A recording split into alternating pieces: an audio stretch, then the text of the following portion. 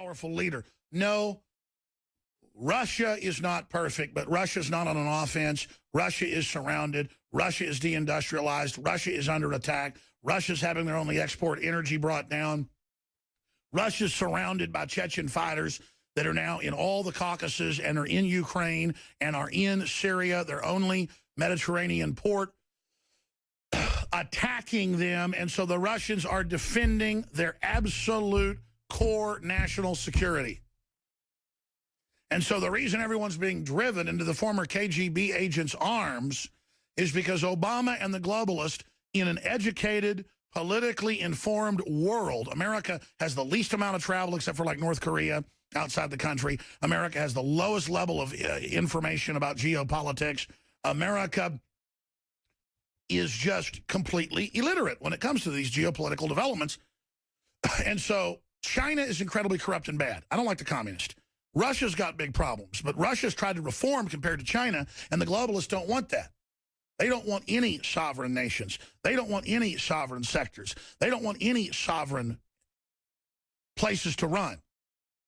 And so Russia's trying to have their own currency. They're trying to team up with India and China.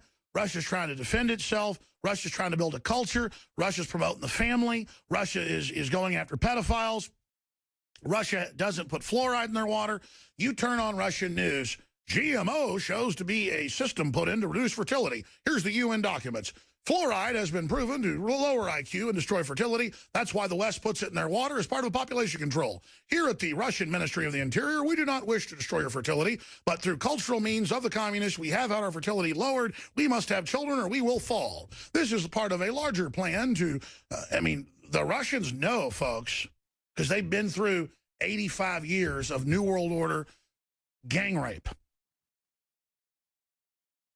And isn't it fitting, as world government arises and as almost every country's fallen, Russia is over there, infiltrated, corrupt, double-dealing, has its own problems, but ideologically is being defiant to this.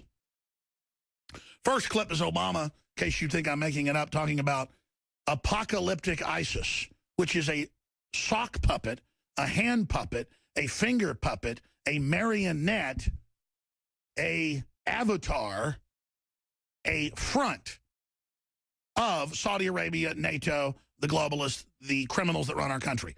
The criminals that run our country harvest babies while they're alive. They run Al-Qaeda. They're trying to ban Christian speech and ban churches and ban crosses. They're already doing it in Germany. They're already doing it in Sweden. They're coming. It's communist with mega banks financing them, with radical Muslims taking over. We are under attack, period. Period. Now let's go to Obama warning of the apocalypse of jihad, and out of this crisis, they will bring in their world government. Here it is. When a dictator slaughters tens of thousands of his own people, that is not just a matter of one nation's internal affairs.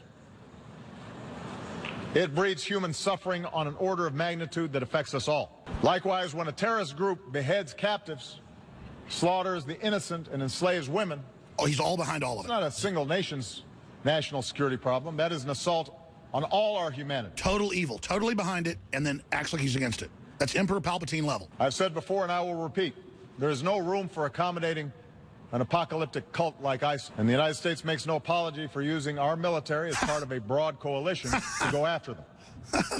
Oh, I can't listen to this. We do so with a determination to ensure that there will never be a safe haven for terrorists who carry out these crimes. Of course, they're creating a safe haven out of part of Iraq. We have demonstrated over more than a decade of relentless pursuit of out Al-Qaeda. of Syria. We will not be outlasted by extremists. Oh, no. They're just totally empowering them 14 years after 9/11. You know, let's go to Putin first and then Obama when we come back. Here's part of Putin's address to the UN yesterday, and then compare it to what Obama's saying. The Russians have invited the U.S. in to take these people out. They're not going to take out their own people. And again, this is all coming out in the news. The world knows we run Al-Qaeda, and the world's meant to learn that because down the road, America is going to be crippled. America is being set up for a major fall, not a complete fall, but a game changer. Europe is to lead the world government. America is to supply Hessian mercenaries. The new Atlantis is to be brought down. Let's go ahead and go to Russian President Vladimir Putin. It seems, however, that far from learning from others' mistakes, everyone just keeps repeating them. And so the export of revolutions, this time of so-called democratic ones, continues. It would suffice to look at the situation in the Middle East and North Africa. As has been mentioned by my previous speaker, certainly political and social problems in this region have been piling up for a long time. And people there wished for changes naturally. But how did it actually turn out? Rather than bringing about reforms, an aggressive foreign interference has resulted in a brazen destruction of national institutions and the lifestyle itself. Instead of the triumph of democracy and progress, we got violence, poverty, and social disaster. And nobody cares a bit about human rights, including the right to life. I cannot help asking those who have caused this situation, do you realize now what you've done? But I'm afraid no one is going to answer that. Indeed, policies based on self-conceit and belief in one's exceptionality and impunity have never been abandoned.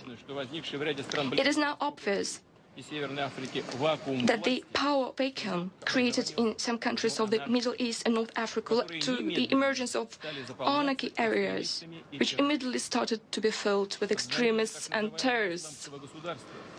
In these circumstances, it is hypocritical and irresponsible to make loud declarations about the threat of international terrorism while turning a blind eye to the channels of financing and supporting terrorists, including the process of drug trafficking and illicit trade in oil and arms. It would be equally irresponsible to try to manipulate extremist groups and place them at one's service in order to achieve one's own political goals in the hope of later dealing with them, or, in other words, liquidating them. Russia has always been consistently fighting against terrorism in all its forms. Today, we provide military and technical assistance both to Iraq and Syria and many other countries of the region who are fighting terrorist groups. We think it is an enormous mistake to refuse to cooperate with the Syrian government and its armed forces who are valiantly fighting terrorism face to face. We should finally acknowledge that no one but President Assad's armed forces and Kurds militia are truly fighting the Islamic State and other terrorist organizations in Syria. We know about all the problems and contradictions in the region, but which were based on the reality.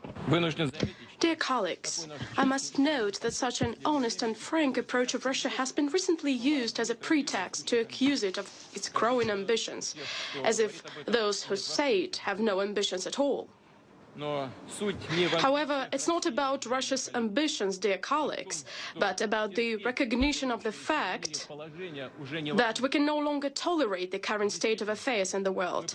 What we actually propose is to be guided by common values and common interests rather than ambitions. And that's the key. And that's why Putin is now the main leader of the world. Because compared to our leaders, Putin is moral. And Putin tells the truth over and over again, and the whole world sees that and sees that our government wants to overthrow even friends. Our government is overthrowing people in Egypt, people in Libya, but also in Eastern Europe, you name it, because wicked corporations now run our government, and they want to discredit America as well. They want to destroy all the nation states, so they're willing to use us as a battering ram, even though it's going to break us in the end. They're using our wealth, our goodwill, our strong name to build this world government. Russia is completely backed into a corner. The United States is moving new medium-range cruise missiles into Europe, admitting they're going to prepare to nuke Russia. And so Russia is now being pushed closer to China, and they're moving into the Middle East. This is biblical. And it's being directed by the EU, by the globalists. And we're not hearing a word from the Pope about this. We're only hearing how we need to cut the third world's carbon output, which is a death sentence. We've got a crew member who I guess, immigrated here when she was young from Russia. We're going to interview her soon. And she was just telling us during the break, she's going to do a piece tonight that will air tomorrow, where she's going to, in the actual Russian, tell you what Putin said. And I've seen this in the Russian news as well. Their transcripts are different than ours. Putin said at the UN, your government's behind al-Qaeda and ISIS, and how dare you do this, and we're going to fight it, and, you know, you're really corrupt. And by the time it's on U.S. news, it's been watered down. This is the level of deception they're putting everybody under.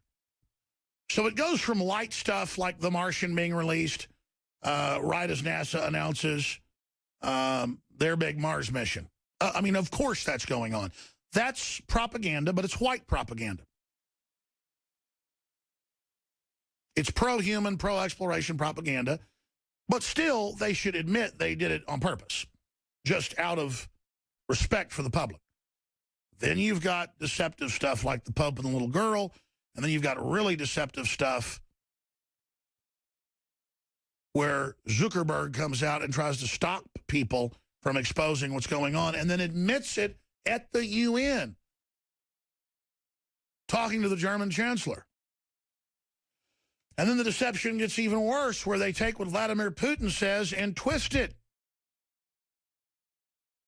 No wonder Americans are so ignorant politically, because we're just bathing in disinformation.